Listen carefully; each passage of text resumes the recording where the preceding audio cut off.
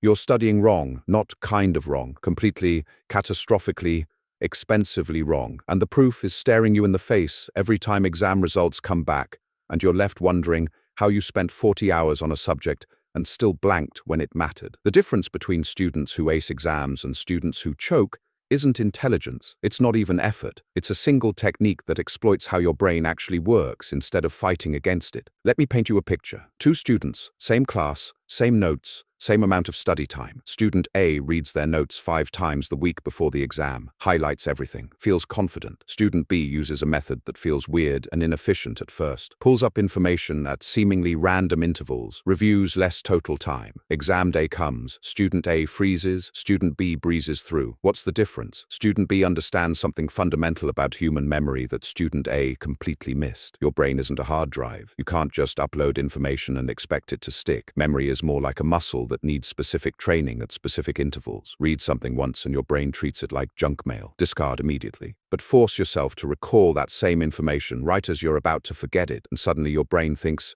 wait, this must be important. Better hold on to this. That moment right before forgetting, that's the golden window. Miss it and you're back to square one. Hit it and the information locks in deeper than before. This is spaced repetition. And it's not some productivity hack invented by study influencers on TikTok. This is neuroscience. This is how elite medical students memorize thousands of drug interactions, how polyglots learn entire languages, how top performers in any field that requires massive knowledge retention actually retain that knowledge. The method works because it's built on how your neurons physically strengthen connections. You're not fighting your biology anymore. You're weaponizing it. But here's where most students completely derail. They hear about spaced repetition and think, cool, I'll just review my notes every few days. Wrong. That's not spaced repetition. That's just regular repetition with gaps. Real spaced repetition is mathematical, algorithmic, personalized to exactly what you're forgetting and when you're forgetting it. Because here's the thing, you don't forget everything at the same rate. That equation you learned yesterday might stick for 3 days. That historical date might start slipping in 6 hours. Treating all information the same is why your current study method feels like pouring water into a bucket with holes in it. Enter flashcards.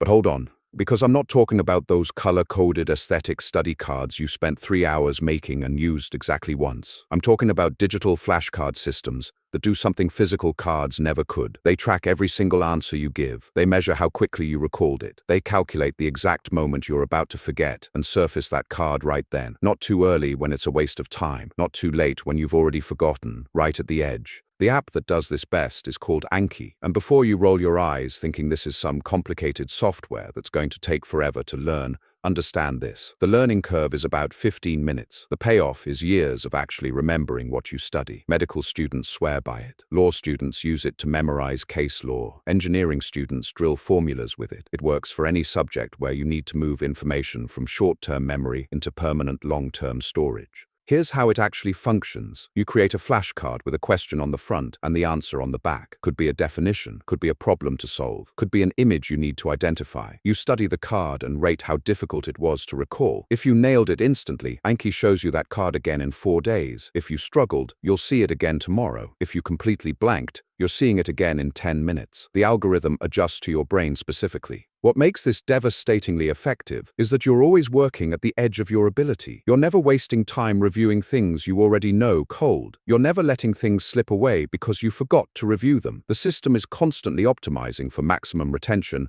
with minimum time investment. Students using this method report cutting their study time in half while improving their grades. That's not motivation talk. That's what happens when you stop fighting your neurology and start working with it. Let's get specific about why this destroys traditional study methods. When you reread your textbook, your eyes pass over the words and your brain thinks, yeah, I've seen this before.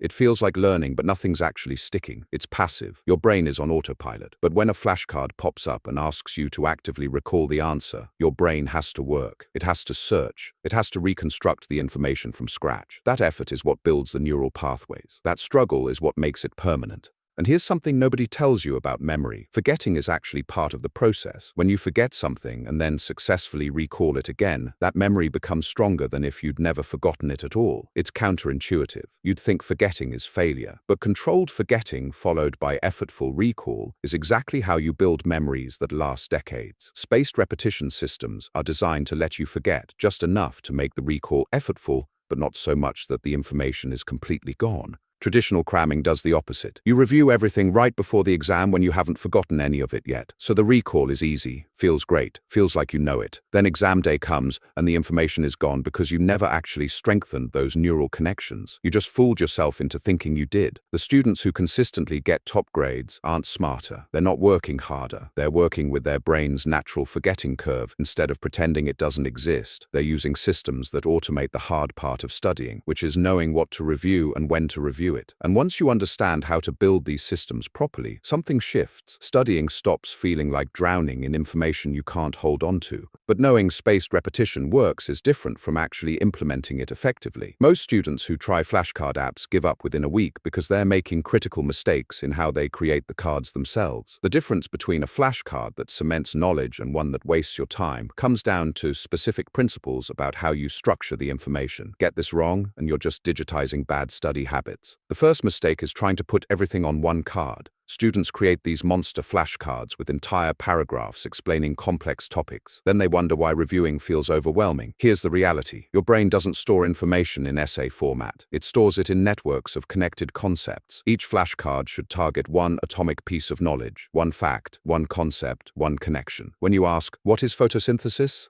and the answer is 3 paragraphs explaining light reactions, dark reactions, chlorophyll structure, and glucose production, you've created a memorization nightmare. Your brain has nowhere to anchor. Instead, you need multiple cards. What are the 2 main stages of photosynthesis? Where does the light-dependent reaction occur? What molecule captures light energy? Each question isolates a single retrievable unit. This feels tedious when you're creating cards. You'll think you're making too many. But during review, each card takes 5 seconds. Instead of wrestling with a wall of text, you're building a web of knowledge instead of trying to swallow information whole. The second mistake is making cards too easy. Students write, "What is the capital of France?" Paris. Congratulations, you've memorized something you'll never forget and didn't need a flashcard for in the first place. Effective cards should sit right at the edge of your current understanding. They should make you think. If you're studying chemistry and learning about electron configuration, don't ask, "What is an electron?" Ask, "Why do elements in the same group have similar chemical properties?" That forces you to connect electron configuration to periodic trends to chemical behavior. The answer requires understanding, not just recall of a definition you read once. Third mistake, vague questions that accept multiple answers. You write, "Explain World War I." What are you even testing there? Causes, battles, outcomes, political consequences. Your brain doesn't know what you're asking for, so it guesses randomly, and you mark yourself correct, even when you recalled completely different information than last time. Precision matters. What event triggered Britain's entry into World War I? Germany's invasion of Belgium. Now you've isolated exactly what you need to remember. You can have 20 cards covering different aspects of World War I, each one targeting specific knowledge. Here's something most students never consider. The question matters more than the answer. You should spend more time crafting the question than writing the answer. A well-designed question guides your brain to the exact neural pathway you're trying to strengthen. A poorly designed question lets your brain wander and guess and fool itself into thinking it knows something when it doesn't. This is why creating flashcards is actually part of studying, not just preparation for studying. The act of deciding what's important enough to become a card, how to phrase the question, what level of detail the answer needs. That process forces you to think critically about the material. Let's talk about images, because this is where students either waste time or unlock serious efficiency. Adding pictures to flashcards isn't about making them pretty. It's about leveraging visual memory, which is absurdly powerful compared to verbal memory. Your brain remembers images with almost no effort. When you're studying biology and learning cell structures, don't just write, "What does the mitochondria do?" Show a diagram of a cell. Have the question ask you to identify the mitochondria and explain its function. Now you're building dual memory pathways, the visual location and the conceptual function. When exam pressure hits and you're blanking on terminology, that image can trigger the entire chain of associated knowledge. For equations and problem solving, screenshots become your best friend. Take the worked solution to a physics problem. Screenshot it. Front of card shows the question. Back shows your annotated solution. Now you're not just memorizing that force equals mass times acceleration. You're ingraining the problem-solving pattern, how to identify given information, how to select the right equation, how to rearrange and solve. Do this 50 times across different problem types and you've internalized the methodology. The exam isn't testing whether you memorized formulas. It's testing whether you can deploy them under pressure. But here's where students sabotage themselves. They create 100 perfect flashcards,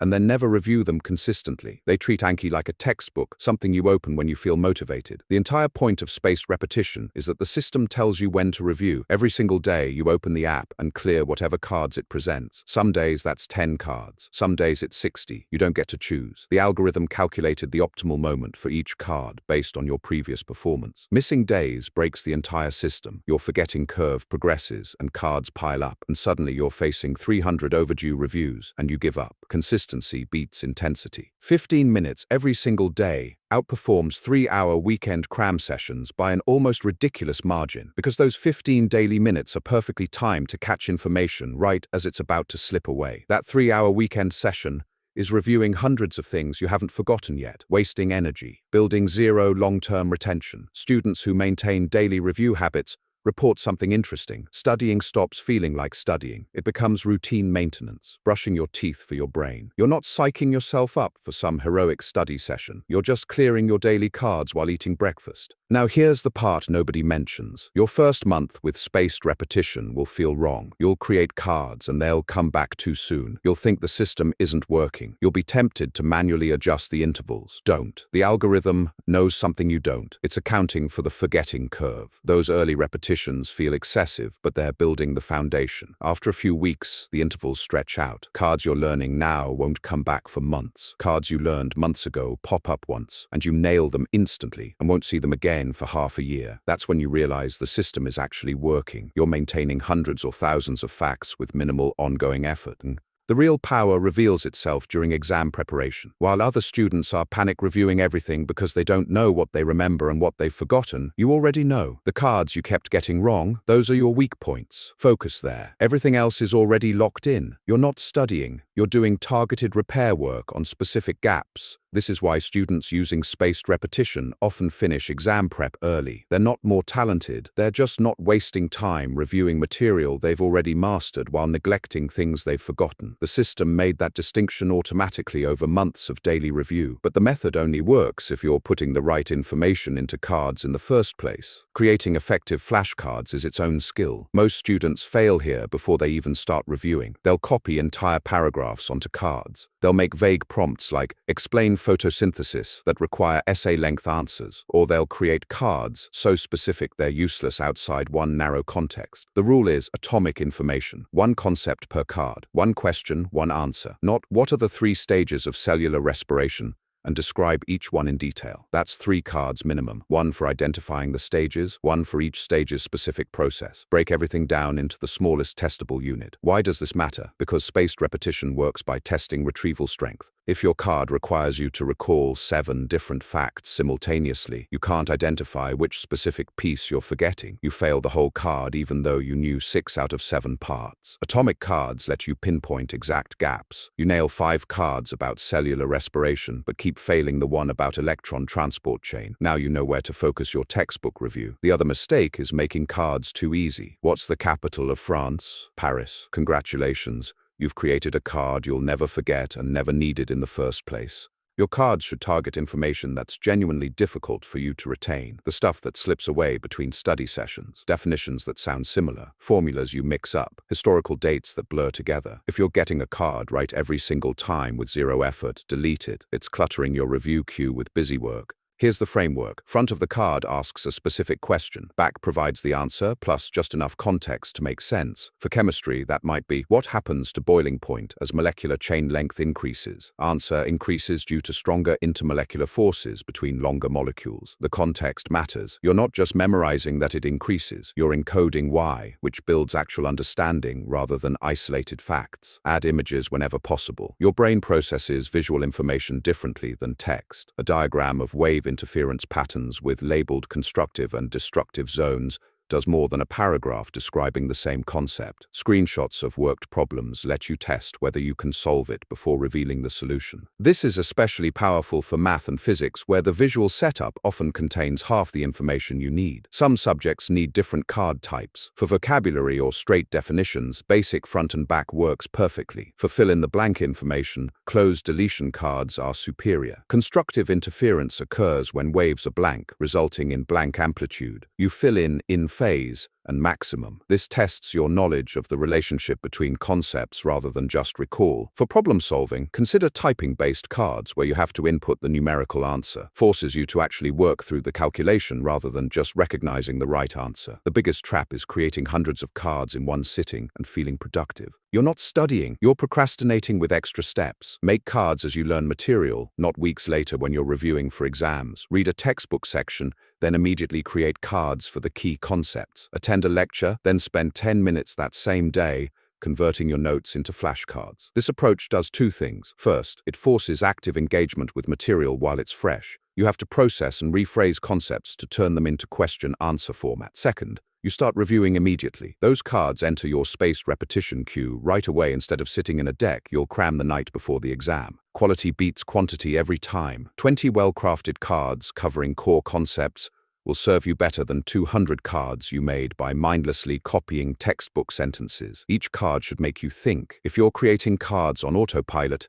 you're wasting time. Stop and actually engage with the material. What's the key principle here? What's the thing I always forget? What connects this concept to others I've learned? Those questions guide effective card creation. Now let's talk about the review process itself. You open Anki, and it presents a card. You read the question. Here's what most students do wrong. They immediately flip to the answer to check if they were right. This defeats the entire purpose. The learning happens in the struggle to retrieve. You need to actively generate the answer in your mind before checking. Say it out loud if that helps. Write it down. Visualize it. Force your brain to actually pull that information from memory rather than passively recognizing it. When you flip the card, you're not just checking right or wrong. You're evaluating how easily you retrieved it. Anki gives you options. Again means you had no idea. Hard means you eventually got it but struggled. Good means you remembered with reasonable effort. Easy means instant recall. Be honest with these ratings. They determine when you see the card again. Mark everything as good when you actually struggled, and the algorithm thinks you know material better than you do. Your intervals stretch too quickly and you start forgetting things. Pay special attention to cards you keep failing. Don't just mark them again and move on. Stop and figure out why you're failing. Is the card poorly worded? Is the concept connected to something you don't understand? Do you need to break it into smaller pieces? Sometimes you need to rewrite the card entirely. Other times you need to go back to the textbook and actually learn the underlying concept instead of trying to brute force memorize a fact. The explanation on the back of each card is critical. When you get something wrong, read that explanation carefully. Don't just glance and hit again. Understand why the answer is what it is. For multiple choice questions, think through why the wrong answers are incorrect. For calculations, review each step of the solution. This transforms review from memorization into learning. You're not just reinforcing the answer, you're reinforcing the reasoning that leads to that answer. Track patterns in your failures. If you keep missing cards about a specific topic, that's a weak foundation. Don't just keep reviewing the same flashcards hoping they'll eventually stick. Go deeper. Watch a video explanation of the concept. Read a different textbook's treatment of it. Talk through it with someone who understands it. Then come back and revise your cards with that better understanding. Flashcards reinforce learning. They don't replace it. Here's what success looks like. 3 months before your exam, you've been making cards consistently as you learn. You've been doing daily reviews, even if just for 10 minutes. Now exam prep starts and you're not beginning from zero. You're maintaining hundreds of concepts you learned months ago with minimal effort while everyone else is frantically trying to relearn everything. You identify your weak areas immediately because the cards made that obvious. You spend your prep time strategically instead of desperately. And when exam day arrives, you're not hoping you remember. You know you remember because you've tested yourself hundreds of times under progressively challenging conditions. That's the actual power of spaced repetition, not magic, just systematically identifying what you don't know and fixing it before it matters. The difference between students who get top grades and students who don't isn't about who's smarter or who works harder. It's about who stops pretending their brain works like a filing cabinet. Memory is reconstruction, not storage. Every time you force yourself to actively recall information right before you forget it, you're rebuilding those neural pathways stronger than before. That's not study advice. That's neuroscience. You can keep doing what you've always done, rereading notes until your eyes glaze over, highlighting entire textbooks in neon yellow, cramming the night before and hoping something sticks. Or you can accept that your brain has an actual operating system with specific rules, and spaced repetition is the exploit. 15 minutes a day using a flashcard system that tracks what you're forgetting, and when you're forgetting, it will outperform every marathon study session you've ever pulled. The students getting straight A's aren't grinding harder. They're not pulling all-nighters. They're just reviewing the right information at exactly the right time, over and over, until forgetting becomes impossible. They've turned studying into routine maintenance instead of crisis management. And the gap between where you are now and where they are isn't some massive leap. It's a decision to stop fighting how your brain works and start using it the way it was designed. That's it. That's the whole game.